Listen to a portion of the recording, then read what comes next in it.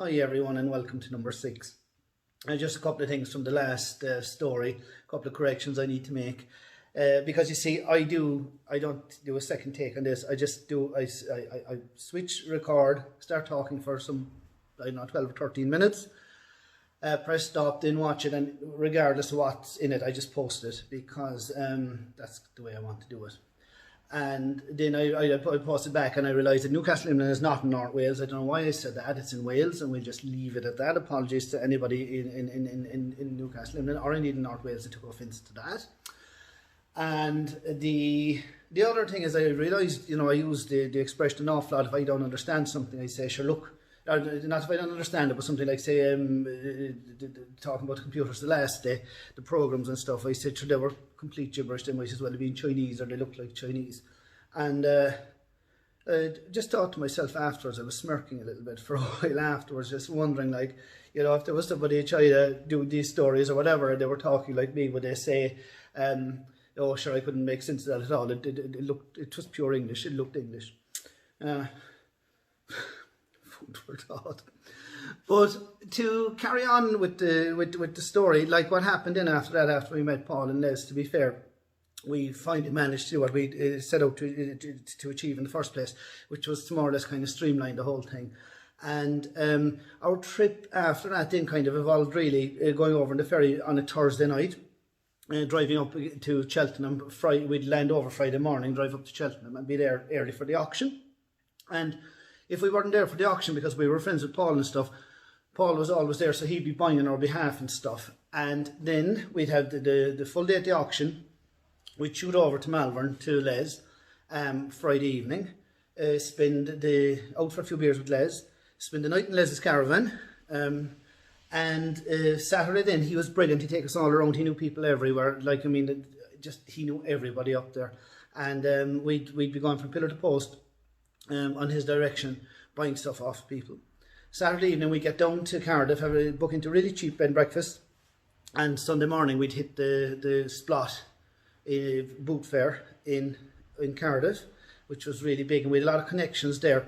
There was one fella down there, he used to do breakfast, and he had a breakfast called, I never forget it, the way the breakfast was described. There's no chippy van or whatever. The biggest breakfast he had was it was wrote in chalk, only if you haven't eaten in a week, and by God he meant it. We used to really, really look forward to that. Back then to Swansea, try and get the end of the boot fair in Swansea, over to Paul in Newcastle Limnan, on the way back to the ferry. And Paul, we changed our van then from a Toyota Hiace to a Ford Transit, after talking to Paul and stuff, and we got a big Transit, a twin-wheel Transit. You could put 3 ton into it. It was rated for 2, but we often put 3. And Paul would have a trailer full of, it would either be an Ivor Williams trailer, a horse box, or a cow box, and he'd have that full. You see, we'd have all that pre-bought off of him before we went over. I'd give hours on the phone to Paul from Goleen, and we'd be buying off of him. He was so easy to buy from. He'd have the trailer full. We'd hook the trailer onto the back of the van. We'd spend Sunday night. We'd get over to him Sunday afternoon. We'd spend Sunday afternoon filling the van with him. Then Sunday night we'd stay in his house. They were so nice, like himself and the wife. She used to be, when she knew we were coming, she'd be baking mince pies and everything, and she'd be swallowing them whole. They were so two lovely children, such nice, hospitable people, and we became like part of their family. And up the following morning and home with the trailer and the van, and so that was kind of the run of the whole thing. And Paul had his finger on the pulse. If there was anywhere, another auction or something that would suit us, he'd tell us about it, and we'd get over a bit earlier or whatever else. Or if he was going down to the auction, he'd tell us what was there. There was no mobile phones, but he kind of knew what we'd buy, and he'd be buying for us all the time. And he taught me so much, told us about all the good cafes and all the shortcuts to go here and go there. And then Les up, and then Malvern as well. Between the two of them, we'd be eternally grateful. And there was one story I want to tell you about when I was up in that auction at Cheltenham, and I was inside in the room, as I explained before. It wasn't a room, a big warehouse where all the engineering equipment was. And I said I'd take a break, and I went out to buy a cup of coffee off the van outside the door. And outside the door, they were auctioning hundreds and hundreds and hundreds of bicycles. we never looked at them before, taking any notice of them, because it wasn't for me, and there was no money to be made bringing home bicycles.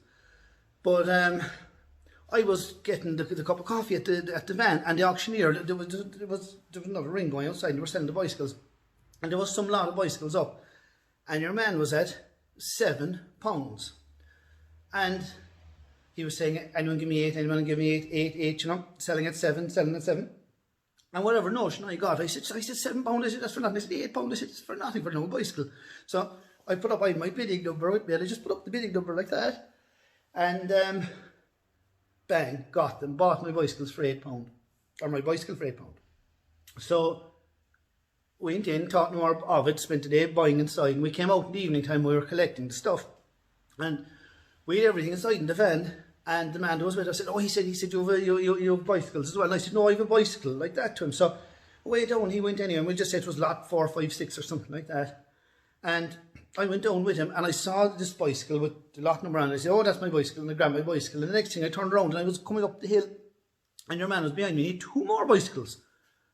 And I says to him, I said, no, I have my bicycle here. Oh, he said, no, these bicycles are sold in lots of 6. So, Christian had turned out, I was after buying 6 bicycles for £8. And there was a right mixture of bicycles. There was everything from an old High Nelly, maybe a couple of kids' bikes, a lady's bike, an old race or whatever. They were all mixed and matched. And we put them all into the back of the van. So we had to take them, we had them bought. They were ours now.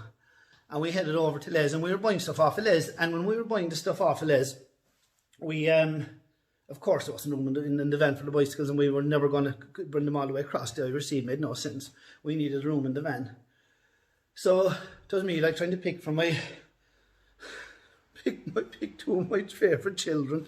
I had to pick 2 of the bicycles I wanted to keep. So I kept the High Nelly, and I also kept, it was a brand new bicycle, brand spanking new bicycle, but there was no pedals on it. It was a lady's bicycle, right? Kind of ladies looking bicycle anyway, and a lady's frame and stuff. And there was no pedals on the bicycle, so I kept the 2 of them, and there was no way I was parked with the old High Nelly anyway. So home we came, and of course we went to Splot, and like I said, Swansea into Paul, and we got our trailer load of stuff and full up. And home we came, and instantly I put the High Nelly up on buy and sell or something, and it sold like a hot bun. I sold it cheap, I probably got 30 or 40 pounds or something for it. But I was down here in Schull one day, and there was an old character down here. I was very fortunate in my life, you know, to have worked with and known and spent time with fierce old characters, what I'd call old characters, and both men and women, you know, and people that had a bit of an old laugh in them and stuff, and I don't know how to describe it, but could be a little bit cantankerous too, but people that were just characters, like I describe characters. And I think there's no actually nicer way to describe somebody after they die than to say, you know, if you're speaking about them, to say, oh God, he was a fierce old character, or she was a fierce old character. Do you know, I don't think anybody wants to be remembered as a saint, if I'm honest. And just to be able to say you're an old character, I think that's a lovely way. And I hope that maybe somewhere down along the line, maybe that somebody will, when they'll be talking about me, when I'm out south around the old provincial here for my last farewell, that they'll say, oh God, he was a fierce old character. I love that. But there was the man that I served my time with down here, Frank Hurley, the boss we used to call him. And I was always struck with him, you know, we were always bouncing stuff off each other and stuff, and God, he had a great head for everything. And to be fair, he was like a father figure to me. But I was blown one day with the boss, and I told him, I was home, and he was asking me, what did you get in England? And I was telling him about the bicycles anyway. And he was mad interested in the High Nelly, but I said I was sold. And I said, I have another bicycle, and I was telling him, I said, I have no pedals. I have a use for that. He said, that perfect. He said, that's the bicycle I want. I said, but there's no pedals. I don't need no pedals. He said, I need the bicycle. So I dropped the bicycle down to him. And this is down here in the main street where the garage was. And the very minute he see the bicycle, I knew there was pure devil into his eye. So what does he do with the bicycle? He got the bicycle and he put it out up against the wall, and he put up on it, bike for hire, apply within, or whatever they say, inquire within. So the next thing himself was a sign around the place, and this was the height of the summer. There was plenty of tourists, and they'd come along, they'd look at the bicycle, and they'd go in, they'd ask him about it, and he'd say, oh yeah, the bicycle is available. And he said, the saddle is provided, but you'll have to supply your own pedals. And the next thing, he looked at him and a big laugh out of him. Oh God almighty. And he left it there. I don't know how long it was outside in the wall. And that was his use for it. Just have a bit of crack with it. And then towards they'd be looking at him like, I mean, the queerest thing ever. Imagine having to supply your own pedals on a bicycle. But I don't know where it ended up after that, but it was there for an awful long time. And you know what? It was actually worth bringing it home just to have that much fun out of it. You know, I suppose we continued on with that for a couple of years. And that was kind of the run of the whole thing, really. And I haven't very far more I can go with that, with those stories and stuff. That's kind of the run we had, and we were back and forth and buying stuff. You know, about 10 years ago now, if we go back to just after the big crash here, I was over one time with Paul because I used to always keep visiting him. And just to show you how things go full circle. And he had stuff, and so he was still trading at the time, and he had a big yard full of stuff, and there was palletfuls of Acros. And because I remember being over in England, we could buy scaffolding over in England for £1 a leg, 8-foot legs of scaffolding, you know what I mean, but an Acro, £1. They were blowing them out, thousands and thousands and thousands of them in liquidation sales, and just unbelievable. Like you buy a whole bay of scaffolding for less than, it's about £8 or £10. They give it the planks for nothing. Crazy stuff.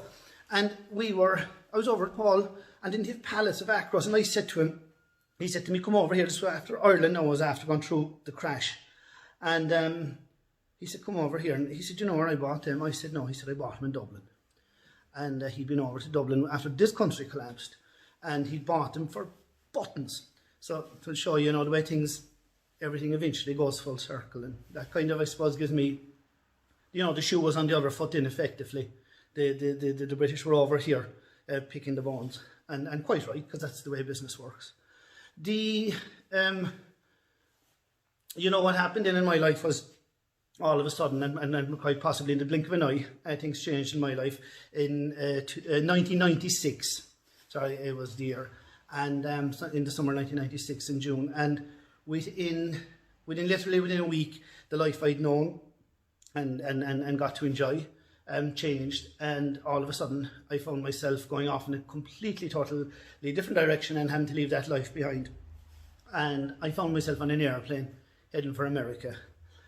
And I wasn't I wasn't over there for years or anything. I was there for 6.5 weeks trying to sort out a few things that were going on inside my head, maybe. But the next time now, I'd like to ask you and invite you to come on that journey with me, to come on the aeroplane, and we'll go to America. I was going to gloss over all of that and thing, but I think it's only fair if I'm going to join the dots and I'm going to continue with these stories. I'm going to continue all the way up. And so I'm going to invite you to come along with me on the aeroplane, and we'll head to America. And I don't have too many stories. I was only there for 6.5 weeks, but I have a lot of kind of observations and things that happened. And I'd like to talk to you about them and spin the yarn. So that's kind of my story for today. Hope everybody's genuinely keeping well and staying safe. And again, thank you so much, really and truly, for watching this and for coming along with me on these stories. And like I said, come back to me and we'll get on the airplane and we'll head for the shores of America. Talk soon.